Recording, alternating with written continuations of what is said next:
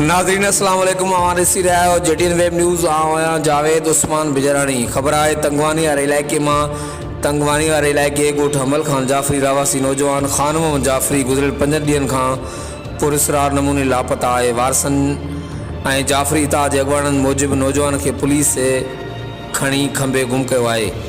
नौजवान के वालिद गुलमोहन जाफरी और जाफरी ताज अॻुवाणनि मोहम्मद खान जाफरी, एडी खान जाफरी, अजमन जाफरी ऐं ॿियनि चिता ॾिनो त पुलिस नौजवान के जल्द ज़ाहिर करे रिहा न कयो त सख़्तु एहतिजाज कयो वेंदो। हर वक़्तु आगाह ॾिसंदा रहो जेटीएन वेब न्यूज़।